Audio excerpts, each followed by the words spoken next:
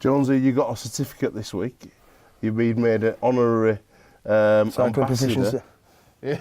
What? Swimming, 50 metres backstroke. 10 metre front stroke, freestyle. That one, you also Dolphin one. You also became an ambassador for a new programme in Rugby League, Learning Disability Rugby League.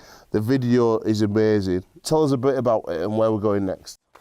Well, as we all know, Rugby League is one of the most diverse games in the world, and we want to make it as inclusive as we can. And John Hughes got in touch with me, as well as a plethora of other Super League players and Rugby League personalities, and asked for a little bit of support to his initiative to start up Learning Disability Rugby League. And I think we saw the success of the PDRL over the last couple of years, and our clubs have really bought into that as well. And I just think it's excellent that we've got this new wave of people that can have the opportunity to play the great game. Unfortunately, I wasn't able to get across to Old Trafford for the launch, but we sent a team over there, got some footage, and really happy to be able to play out some of the videos that promote it as well. Let's go now to Old Trafford and catch up with Learning Disability Rugby League.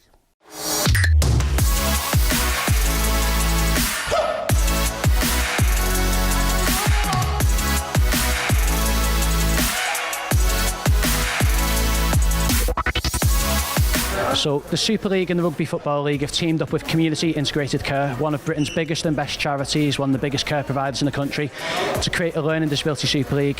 So we're seeing 12 of the biggest teams and some of the emerging teams in Rugby League creating teams that are fully accessible to people with learning disabilities and autism. And it's just an unbelievable opportunity to give people with learning disabilities and autism the chance to play our brilliant game on the biggest stage possible, including Magic Weekend at Anfield. People with learning disabilities have some unbelievable barriers put in front of them. There's a lot of discrimination, there's a lot of prejudice. It's very hard for people to find things that are accessible to them. This is overcoming all of those barriers. It's giving people the chance to play for the team that they love, to emulate their heroes, to be fit, to make friends. It's a pathway to things like volunteering and work. So this is more than rugby. This is changing lives. Chief Executive Officer of Europe's European Super League, Mr. Robert Elston. Oh, listen, I think it's a really, really exciting day. It's a real honour to be involved in such a groundbreaking partnership. I think you saw, through the video clips and the planned activities, the festival we're going to have at Magic Weekend, the sense of excitement is huge. I think from a Super League perspective, for me, it's about telling the world what Super League's all about. It's a way in which we tell the world that this is a sport that cares, it's about family, that puts its arm around people, that deals with issues and challenges, that offers support, and indeed, offers that sense of pride and passion. So for me, it's a great way to articulate what Super League's all about. Saints shirt. Is any Widnes fans? We've got some Widnes fans over there, haven't we? Any Wigan fans? Yeah, I just need to see where my loyalties are going to lie in this piece. I think that when you look at rugby league and what happens to it, like, it's always breaking new grounds, and you're very proud to be a part of a community, and it's quite humbling to be involved in something like this. And like, I've got a family member who's involved with the Widnes Vikings team. I'll give him a plug now, our Dave, and he loves it, absolutely loves it. Like, going there, training with new friends and playing on the pitch where the Vikings players played and the former Vikings players played and trained. He really enjoys it. Yeah, no, I think it's what Terry said. I think it's awesome, mate.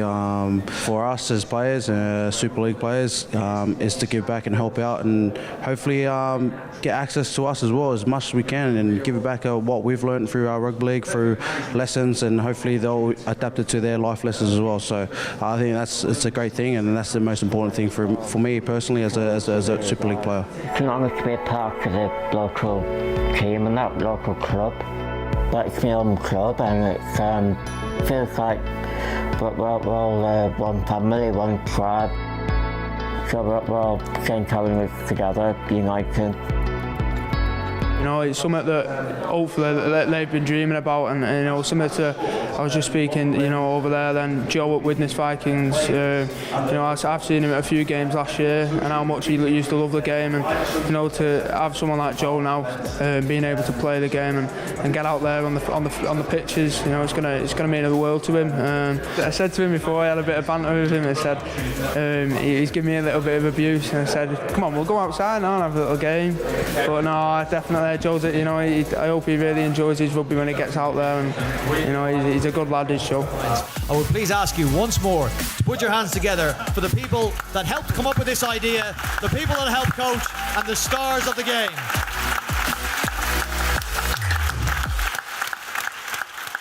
Some massive names there supporting Learning Disability Rugby League, and it's great to see so many smiles on so many young faces. It is. I can't believe I got a certificate though.